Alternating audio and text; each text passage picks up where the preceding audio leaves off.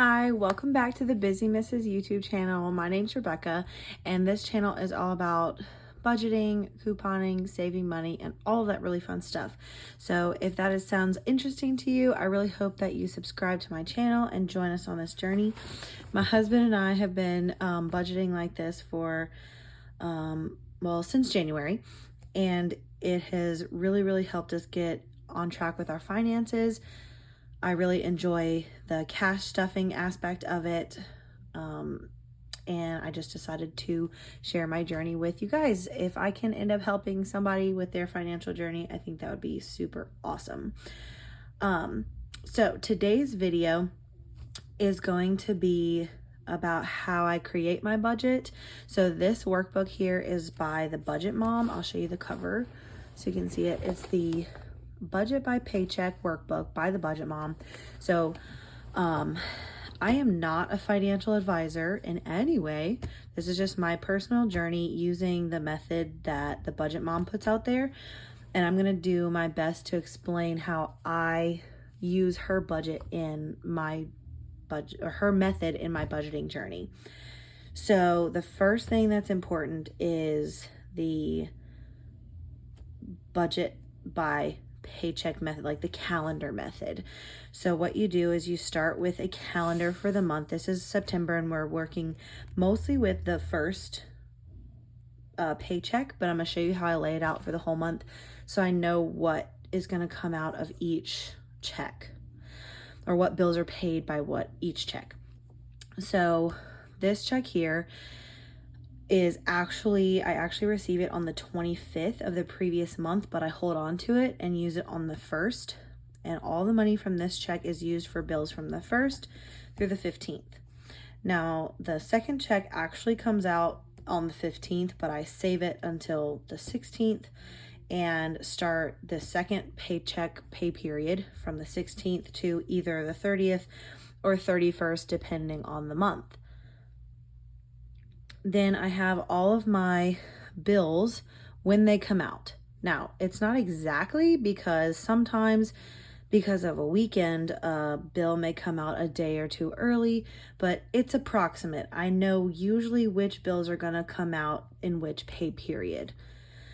And then as I go, I highlight them as they come out so that I know that they are done. Okay, so I have already done my September breakdown, but I'm going to do a mock-up version for you to show how to use the paycheck tracker. So again, this is right in the Budget Mom. It's all laid out. You start with your income, then you list all of your fixed bills. Now, we say bills, fixed expenses. They still might fluctuate. So your electric bill is probably going to be a little bit different month to month, but we're still going to put it in the bill category. Then down here, which is your envelope category, and whether you use cash envelopes or you do them digitally, it's all the same concept. These are your variable expenses like groceries, eating out, gas, fun, etc. The next category is sinking funds. These are all of the things that you're saving for that you know are coming up.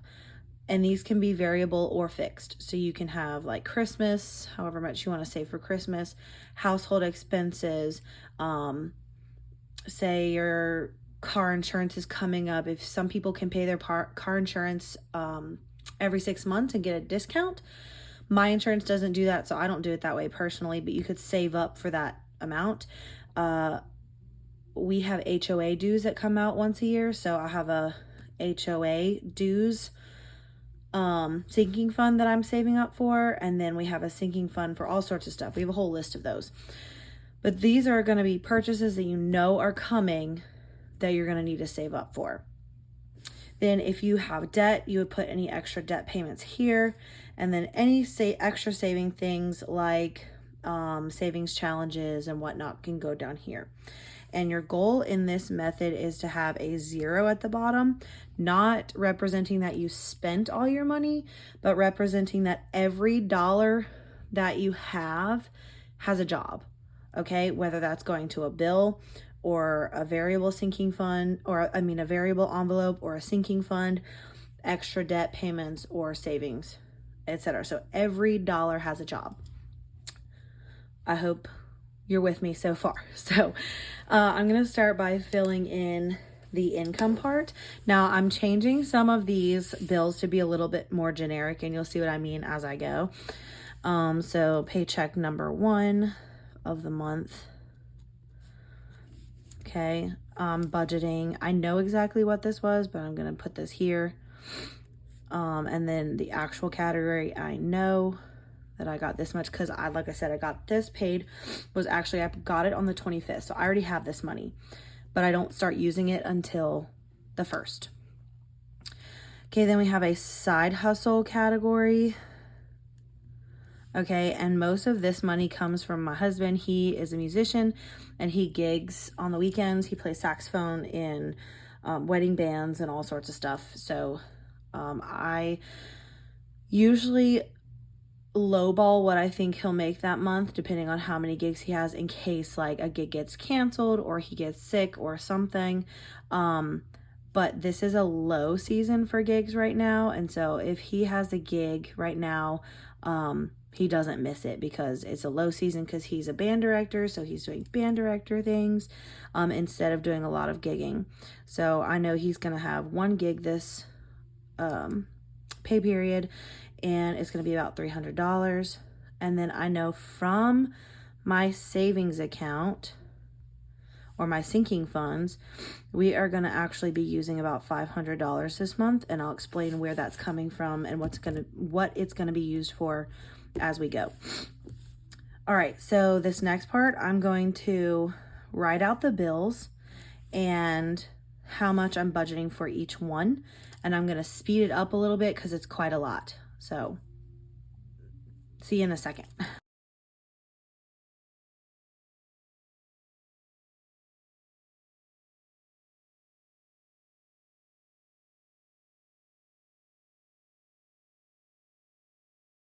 So let's just go over a few of these. So I know I have 2 childcare type things. I have a childcare expense, and then my son goes to preschool 2 days a week for a few hours a day, so that's a separate expense. That's something new we're trying. For some reason our security system has split into 2. I don't know why, it just is. It's always been that way. So we have 2 payments there. Our phone bill is normally like $186. It went up $5 last month, and then I ended up needing a new phone for like through the warranty, and the guy that helped me was like, here, add this blah blah blah blah blah thing to your bill, and then you're gonna get this discount and it'll cover the extra expense. Well, that is true. However, I do have to pay it at least once before the other discount comes into play. So I'm kind of irritated that my bill is like $25 higher this month, but we're just gonna roll with it. Next month this will be back down, or should be back down to $189, or I'll be canceling that thing that he added. Yes, I know I have Apple written here 3 times, and 2 are for iCloud storage and 1 is for Google Drive storage. I can't figure out how to condense them to 1, so they come out literally $3, $2, $3. We do an investment, $20 a month. It's not a lot. It just goes to the Acorns app, and there is a subscription fee for that, but I figure any little bit helps go towards investment. So that's what we can do right now, so that's what we do. And we have a car wash subscription for both of our cars. And in my previous videos, I've gone over what tithing is, and that we do 10% and we give it to our church, and why we have decided to do that. So if you want some more information about that, you can either ask me in the comments or go watch one of my previous cash stuffing videos. Okay, so we're going to total this up. Actually, we're going to total this up and then total this up.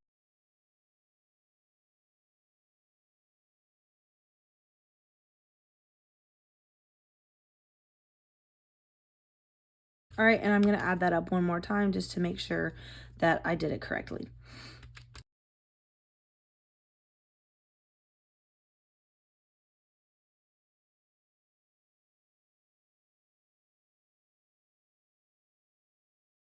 $1,660. All right, so now we're going to take the total income and subtract the bill total to see what we have left. So we have $1,900 left.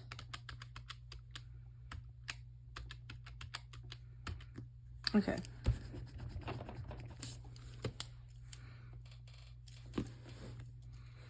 All right, so we have 1910. Sorry, I realize that I keep turning my book this way because this is how I write. So sorry if that's hard to read. I'll try to not turn my book as much. Okay, so we have our total income, including from our savings account, all of the bills for this pay period. So this pay period is from August 1st to August 15th. Okay, so now we're going to come down to our variable expenses. Okay, so these are my cash envelopes. Some of them cash. Not all of them are actual cash. Some of them are digital. Like gas, I do not pull cash for gas every month because my husband and I both pay for gas on our credit card because it just makes more sense to do that at the pump.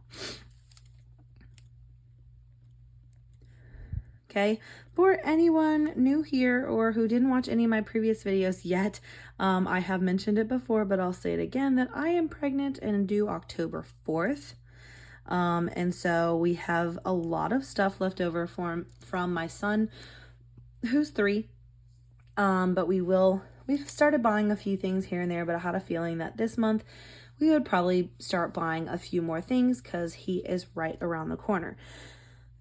Oh, and also up here, I wrote SF for sinking fund, meaning that this $200 bill is going to be paid for with a sinking fund. And that's part of that savings. Here, same thing. I'm guessing we're going to spend about $300, but I have this $300 in a sinking fund already that I will pull and spend if we spend that much. So this is just an estimate. And that 300 plus 200 I'll be pulling from the sinking fund. And that's where this from savings $500 is going to come from. Okay.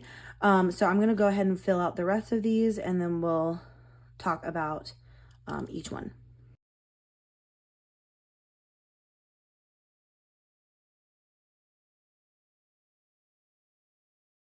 So these are our variable expenses that we have so far. I'm going to go ahead and total them up and get our leftover amount and then explain a little bit about a couple of these.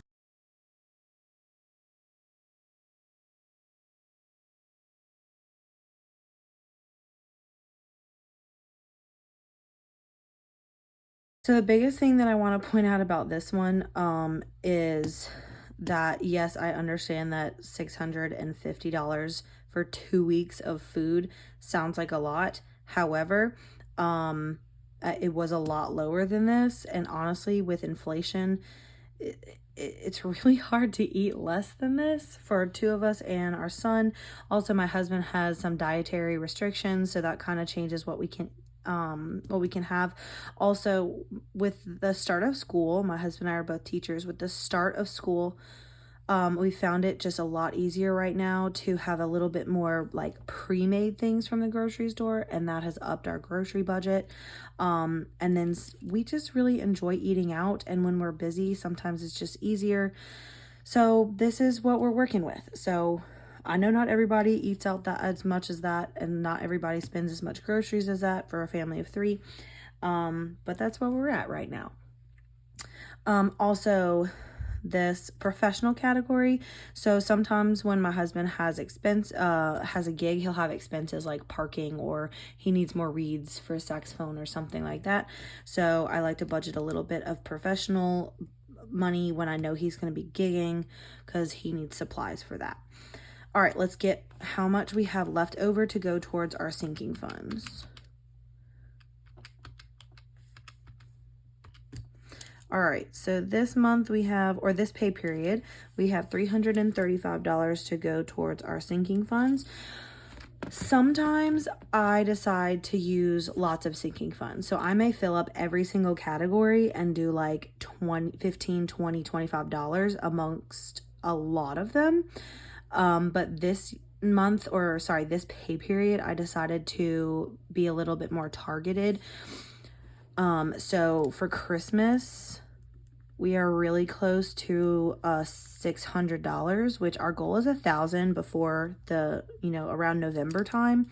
So our goal is $1,000. We're almost to 600. So I wanted to go ahead and just, I don't know. I just wanted to make this 600. So we're going to put 85 in Christmas. My HOA dues are due in January and they're around $450. And so I know we're a little behind on saving up for that. So I wanted to put a bunch in there. And if I remember correctly, that'll put us at 150 for that one. We've had to use a ton of money for my son recently. He got a new mattress. His birthday was over the summer, back to school stuff, all sorts of things. So I wanted to start beefing back up his sinking fund. And then we always have lots of household expenses, just part of owning a house. And so we're going to put some money in that one as well. So that puts our sinking fund total at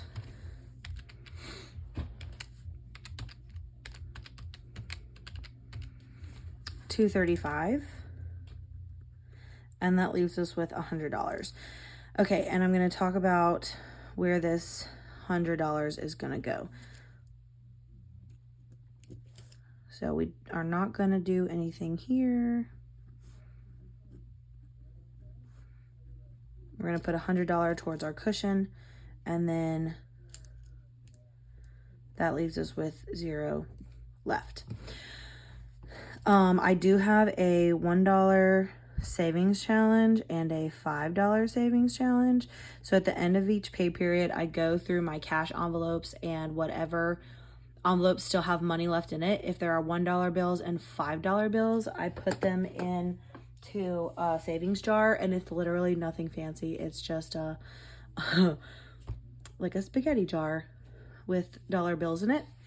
And I have one for my $5 challenge as well. So you don't need super cute containers. You don't need to go out and buy anything to do fun savings challenges. This is literally just a spaghetti jar. But I started doing that. It's just like a little extra fun way of saving money. So anytime I have extra money in an envelope at the end of a pay period, I'll take the 1s and 5s out, put them in there, and then I calculate like how much I put in every time down here so that my numbers are accurate at the end. Okay, so that brings our budget to $0. But I wanted to take a second and talk about this $100 cushion. So it is recommended to have some kind of cushion in your checking account if you are a cash spender. Really for anyone, you should have some kind of buffer in your checking account so that if an unexpected bill comes out, or a bill comes out higher than you expected, or you have an emergency or something happens and your account goes lower than you think it will. Having a buffer in your account, or a cushion in your account, will save you from overdraft fees. It will also save you the stress of thinking about overdraft fees. A really long time ago, when my husband and I first started combining our finances, we decided that we wanted to have a $1,000 cushion in our account pretty much at all times. Now, over the last 8 years of our marriage, our cushion has not always stayed at exactly 1,000. It fluctuates, and that's kind of what it's there for. Sometimes it'll get down to like 800, 750, and then we build it back up.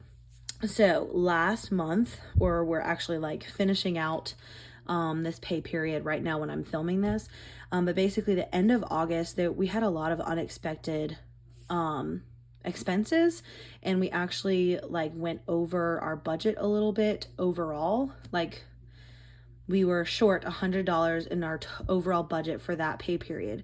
So because we have a cushion in our account, which our account cushion right now is about $1,200 or $1,300. But anyway, I know that we used about $100 of that checking account cushion.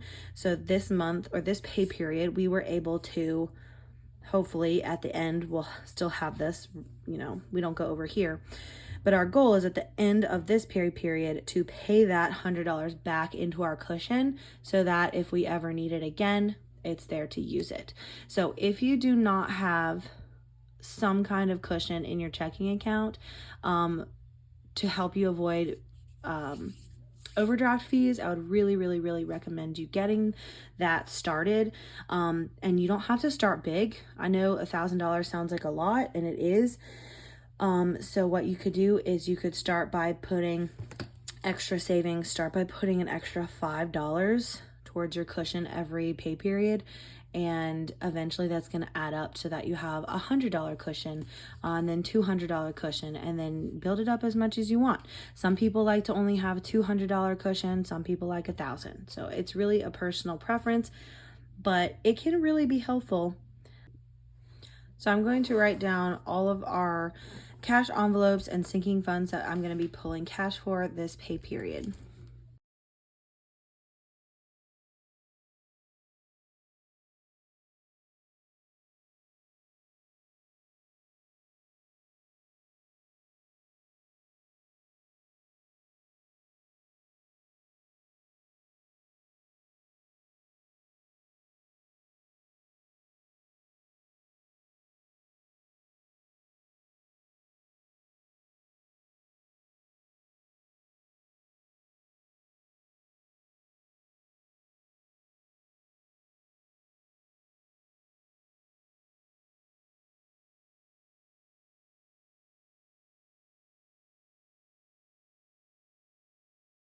So on this side, this shows for like 1s, 5s, 10s, 20s, 50s, and 100s. So I'm going to go through and split up how I want the cash divvied up for each envelope.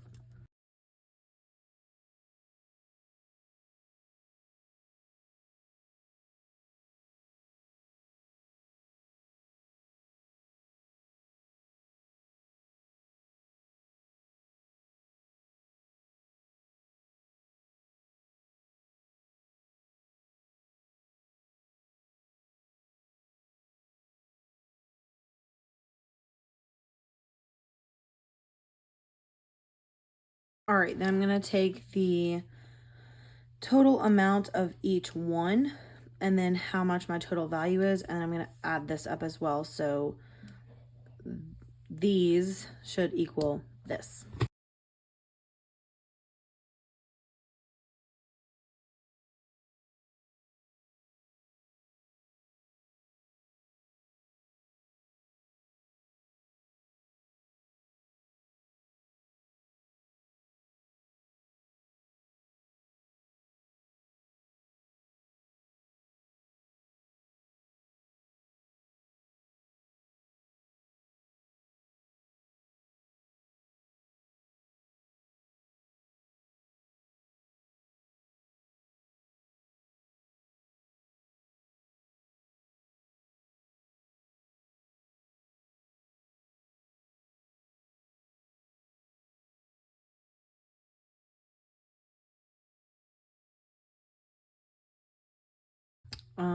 Oops, I'm off by $10. Let's see if I can find that mistake.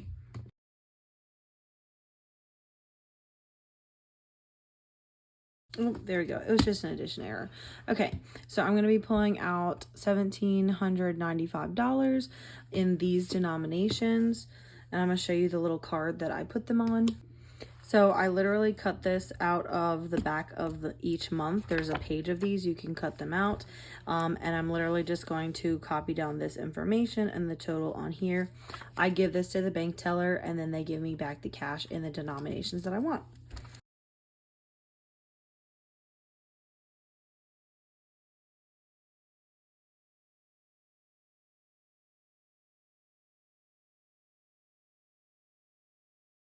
That's how that goes. So that is how I set up my budget for each pay period. That's how I divvy up my cash envelopes. I hope this was helpful for someone who is starting out with budgeting. If you have any questions, please feel free to ask me in the comments. I do want to say again, I am not a financial advisor. This is just my own budget that I'm sharing with you and how I set it up using the Budget by Paycheck workbook by The Budget Mom. I have her YouTube channel linked below. And so if you want to check out some of her resources, she is fantastic. She's written a book recently that I read. It was really amazing. And she has actually a new workbook and a new class out. I know this was a very long video. I hope that you stuck with me all the way through it and got some ideas for your budget. As always, leave some comments down below. I'd love to answer your questions. I'd love to hear from you. How long have you been on your budgeting journey? Are you a cash stuffer? Anything like that. Please feel free to subscribe to my channel. I would love for you to come back and follow me on this journey. Thanks for watching. See you in the next one. Bye.